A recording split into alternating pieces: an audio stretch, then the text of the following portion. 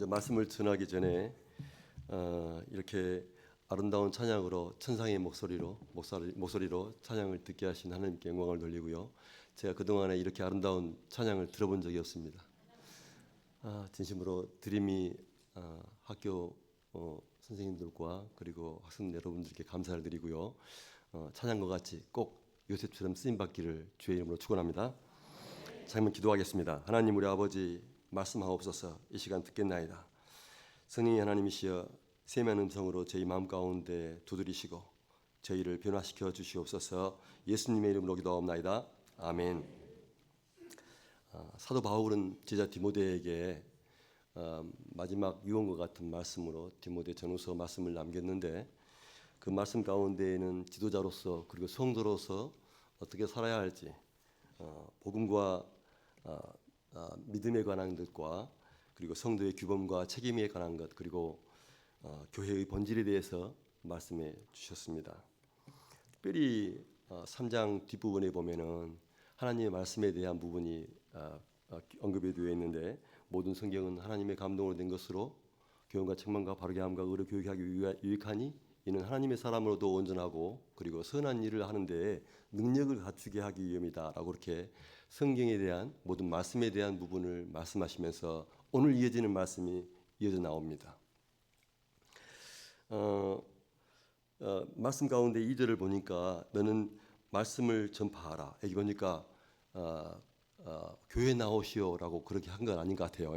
보니까 말씀을 전파하라 한 것 같아요. 그죠? 말씀을 전파하라. 때를 얻든지 못 얻든지 항상 힘쓰라. 범사의 오래 참음과 가르침으로 경책하며 경계하며 권하라. 지금 이 말씀 가운데 대부분은 어떤 부분을 차지하고 있나요? 어떤 일종의 교육과 같은 그런 메시지가 좀 담겨 있는 것 같죠. 그렇죠? 그냥 교회 나오세요. 구원받습니다. 이것과는 조금 차이가 있는 것 같아요. 그런데 이 말씀의 중요한 부분을 보니까 먼저 말씀에 대한 부분을 언급을 하시고 그리고서 이 말씀이 있어야만 복음을 전할 수 있다라는 그런 메시지가 담겨 있는 거예요. 전후를 살펴볼 때. 그렇죠? 그렇다고 본다면 우리가 지금 복음을 전하는데 우리가 전하는 그 복음에 전하는 주소가 이게 맞는 주소인지 한번 스스로 점검할 필요가 있습니다. 점검해 볼 필요가 있습니다. 잠깐 저를 따라서 하시겠습니까? 나의 전도의 텃밭은 어디인가? 오늘 말씀을 들으시면서 나의 전도의 텃밭은 어디일까? 혹시 텃밭 모르시는 분 계십니까? 다 아시죠? 우리 저만 괜히 제가 조금 그랬습니다. 전도의 텃밭이라면 이제 보통 밭농사를 할 때 큰 밭에다가 밖에 있는 큰 밭에 농사하는 경우가 있고 또 집안에 조그맣게 마치 화단처럼 꾸며가지고 밭을 꾸며놓은 것을 텃밭이라고 합니다. 집 울타리 안에 들어있는 밭. 자, 여러분들이 전도를 한다 그러면 저처럼 외국에 나가서 전도할 수 있을까요? 그건 의미가 없는 거죠. 아무리 전도하라 해도 그것은 의미가 없어요. 허공을 치는 것과 같은 거예요. 여러분이 광주에 있는데 서울에 가서 전도하라. 할 수가 없죠. 그죠? 자, 그러면 오늘 나의 전도의 텃밭은 어디인가? 이 부분을 스스로 질문하면서 시간 끝나기 전까지 꼭 답을 찾으시고 돌아가시기를 주의 이름으로 축원합니다. 여기 보니까 때를 얻든지 못 얻든지 항상 힘쓰라고 했어요.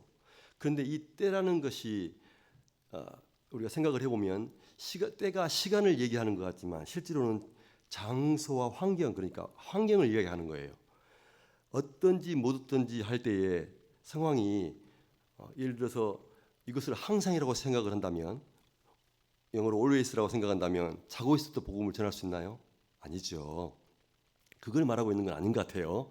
이때 말할 때 때를 얻든지 못 얻든지의 상황이 어떤 내가 복음을 전하기 어려울 수도 있고 쉬울 수도 있는데 그 상황을 말하고 있는 것 같다는 의미가 생각이 듭니다.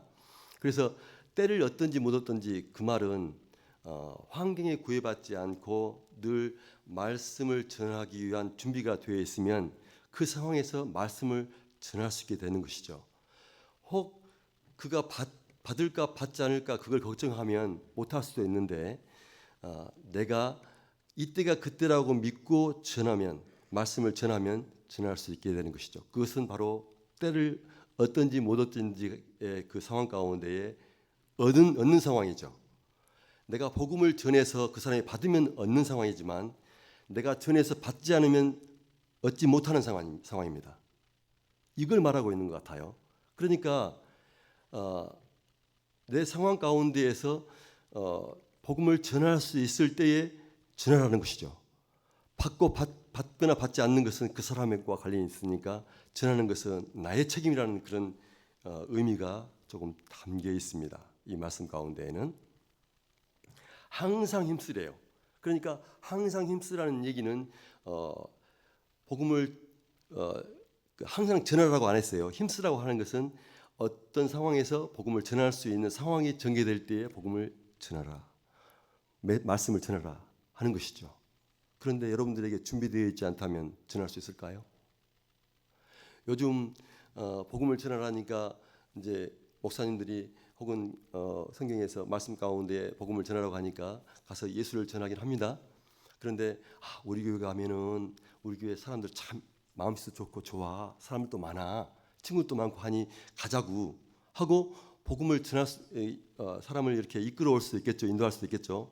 하지만 이건 복음을 전하는 게 아닙니다. 그렇죠? 그런데 이 때를 얻는다는 것은 바로 내 주변의 환경 가운데 때를 얻는 거예요. 이것은 나의 삶과 직결되는 것입니다. 말씀이 준비되어 있고 내 삶이 뒷받침이 되어야만 때를 얻는 거예요. 내가 말씀이 준비되어 있지 않을지라도 준비되어 있을지라도 내 삶이 그 때를 얻을 수 있는 어떤 조건이 되지 않으면 때를 얻을 수 없는 겁니다. 무슨 말이냐면 내가 그들이 복음을 받을 수 있는 그런 열린 마음으로 나를 대할 수 있는 그런 환경이 말하자면 밭이 일구어져 있어야만 씨앗이 떨어졌을 때 거기에서 씨앗이 열매가 싹이 트듯이 그와 같은 조건이 나에게 있어야 한다는 것이죠. 말하자면 말씀은 있는데 내 삶이 뒷받침이 안 되면 복음을 전할 기회 그에게는 주어지지 않습니다. 말씀과 더불어서 그의 삶이 뒷받침이 되어야만이 복음을 전할 수 있어요. 그런데 그 삶이 어디인가요? 바로 여러분들이 속한 곳이에요. 여러분들이 속한 곳, 여러분들이 있는 곳, 여러분들이 생활하는 곳, 여러분들이 그것은 여러분들의 주변의 친구들이 될 수도 있고 마을 사람들이 될 수도 있고 혹은 어떤 기관에 봉사를 하게 된다면 어떤 기관에 속해 있는 사람이 될 수도 있어요. 여러분들이 활동하는 곳, 바로 그곳의 삶이 여러분들이 전도를 복음을 전할 수 있는 조건이 되는 거예요. 조건. 그곳에서 여러분들이 때를 얻는 것입니다. 어디 가서 만드는 게 아니고요.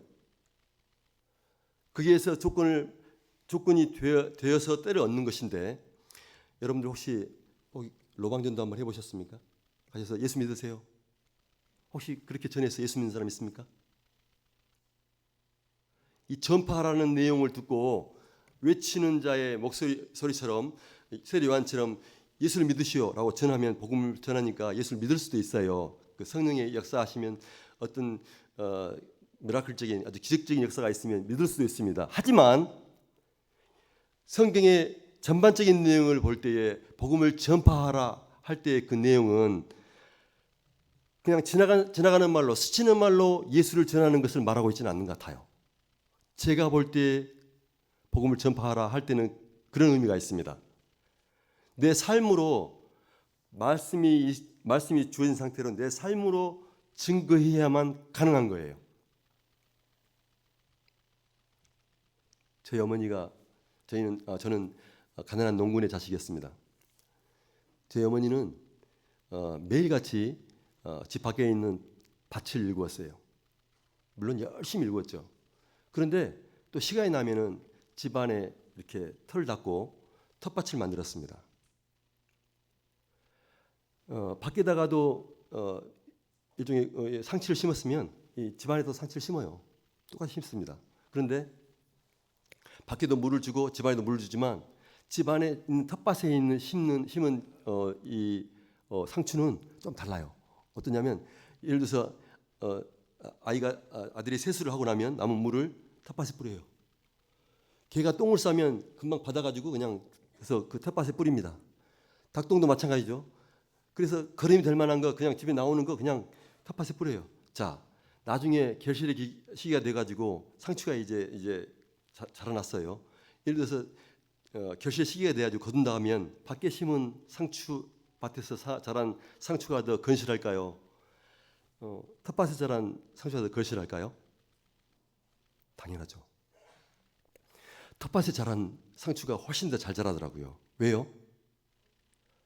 관심과 사랑을 먹었거든요. 관심과 사랑을 먹었어요. 여러분들이 복음을 전하고자 할 때에는 그와 같은 나의 텃밭이 어디인가 그걸 찾아야 돼요. 여러분과 관계없는 곳에 복음을 전해도 그는 여러분들을 받지 않기 때문에 여러분들을 모르기 때문에 여러분들의 조건 그러니까 여러분들의 삶을 모르기 때문에 여러분들이 가지고 여러분이 담고 있는 그 내용을 받으려 하지 않아요. 그런데 여러분들이 속한 곳에 여러분들의 삶을 지켜본 사람들은 여러분들이 담고 있는 것을 받을 준비가 되어 있어요. 그런데 여러분들의 삶이 그들에게 본이 되지 않고 그들이 오히려 해를 끼치고 그들에게 도움이 되지 않는다면 여러분들이 가지고 있는 말씀이 전혀 도움이 되지 않을 거예요. 텃밭을 일구시려면 사랑을 베풀어야 돼요. 사랑을 담아야 돼요. 거기에 온갖 정성을 다해야 돼요. 네. 그래야만 텃밭에 있는 그 식물들이 밖에 심은 식물보다 훨씬 더 잘 자라요. 똑같이 대우하면 자라지 않아요. 그다지 차이 나지 않아요. 그래서 여러분들의 삶 가운데 텃밭이 어딘지 곰곰이 생각을 해보세요. 여러분들이 가장 많이 시간을 소모하고 여러분들이 가장 많이 접한 주변 사람들이 누구인지 그들에게 관심을 가져야 돼요. 여기에서 항상 힘쓰라라고 했잖아요. 항상 힘쓰라. 여러분들과 관계없는 사람에게 힘쓸 수 있을까요? 힘쓸 수가 없어요. 전도와 선교는 세계관의 변화입니다. 나의 중심인 삶이 예수님 중심으로 물질 중심의 삶이 영적인 중심으로 바뀌는 거예요. 세계관이 바뀌는 거예요. 전에는 돈 하다가 물론 돈과 영적인 것, 물질과 영적인 것이 뭐가 우선순위인지 그 부분은 우리가 결정할 순간이 되면 고민을 좀 해봐야 되겠죠. 하지만 결론적으로는 물질을 쫓아서 열심히 할지라도 결론은 이 물질을 통해서 영광을 돌리는 결국은 영적인 걸 추구해야만이 우리 크리스찬이라고 스스로가 인정도 받고 주님 앞에 인정받는 주님의 자녀가 될 것입니다. 결국은 우리의 삶이 영적인 삶을 살게 되고 그들에게 다가간다면 그들의 삶도 바뀔 수도 있습니다. 그 우리를 통해서 우리가 가지고 있는 보물을 통해서 그들도 삶이 변화될 수 있습니다. 그런데 그게 여러분들 전도한다고 그래서 먼데 생각하지 마시라고요. 여러분들 지금 주변에 있는 분들, 주변에 있는 만나는 사람들, 주변에 만나는 어떤 기관, 장소, 어떤 그것은 장소일 수도 있고 사람일 수도 있어요. 그 부분을 연상하시고 기도하시면서 앞으로는 먼데 생각하지 마세요. 그 부분을 놓고 집중적으로 기도하세요. 집중적으로 힘을 쓰시고요. 여러분들 삶 가운데에 뭔가를 하셔야만 그 힘쓸 수 있는 것이지 항상 힘쓰라고 했는데 내 몸은 여기 있는데 제가 저기 어디야 광주역에 힘쓸 수 있겠습니까? 저는 지금 여기 양림동이죠. 양림동 지금 여기 양림교회 주변에서밖에 힘을 쓸 수가 없어요. 무슨 말이냐면 여러분들이 처해 있는 여러분들이 있는 그 장소에서 그 주변 사람들에게 복음을 전하는 것이죠. 그러려면 여러분들이 성경에 그렇게 말씀하시잖아요. 빛과 소금의 그리스도의 향기 그게 다 똑같은 동일한 메시지거든요. 삶으로 복음을 전해야 돼요. 물론 그 가운데 예수님도 전할 수 있어야 되겠죠. 삶으로 예수님을 전하는 거예요. 삶으로. 전도와 선교를 여러분들은 누구나 나는 할 수 없어. 혹시 하시는 분 계십니까? 오늘 보니까 말씀이 있으면 보니까 17절에 3장 17절에 하나님의 사람으로 온전케 하고 하며 모든 선한 일을 행할 능력을 갖추게 하려 함이래요. 모든 선한 일. 여기에서 말한 모든 선한 것은 무엇이냐면요. 하나님과 관련되어 있는 거예요. 그러니까 여러분들이 하나님과 관련돼서 모든 선한 일을 하면 그분들이 여러분들 바로 전도의 텃밭에 있는 분들이 감동해서 돌아오는 것이죠. 말씀은 바로 우리가 삶 가운데서 복음을 전할 능력을 주십니다. 허락하십니다. 그래서 사도 바울은 그렇게 열심히 평생을 통해서 주를 위해서 헌신하면서 어떤 고백을 했냐면 자기를 전제로 하나님께 드렸다고 해요. 전제라면 제사를 드릴 때 포도주와 독주와 같은 것인데 제사 위에 뿌리는 거예요. 완전히 태우는 것이죠. 자기 삶을 완전히 드리는 거예요. 오늘 요셉과 같은 삶을 살겠다고 고백하신 우리 형제자매 여러분, 꼭 그렇게 되시기를 주의 이름으로 축원합니다. 오늘 사도 바울이 우리에게 크나큰 우리에게 어떤 꿈을 주셨는데요. 나의 선한 싸움을 싸우고 나의 달려갈 길을 마치고 믿음을 지켰으니 의로우신 하나님이 우리에게 멸류관을 주실 뿐만 아니라 사도 바울에게뿐만 아니라 주를 사모하는 모든 이들에게 허락하신다고 하셨습니다. 약속하셨습니다. 사랑하는 성도 여러분, 오늘 여러분들 전도의 텃밭은 어디입니까? 저는 전도의 텃밭이 미얀마에 있는 유아들입니다. 그들의 세계관을 바꿔야만 그들의 삶이 변화가 되고 유아들을 통해서 그들의 세계관이 바뀌어야만 그들이 장성해서 혹은 예수를 영접할 수 있는 그런 최소한의 어떤 비교의 대상이라도 마련되니까 저는 유아교육 선교를 매진하고 있습니다. 여러분들의 전도의 텃밭은 어디입니까? 어디를 놓고 기도하십니까? 항상 어디를 놓고 힘쓰고 계십니까? 시간 돌아가셔서 곰곰이 기도하시면서 여러분들의 텃밭을 찾는 여러분들 되시기를 주의 이름으로 축원합니다. 기도하겠습니다. 거룩하신 아버지 하나님, 주님께서 우리에게 당부하신 선교 전도의 명령을 우리가 굳건히 잡고 주님 말씀대로 살아가기를 원합니다.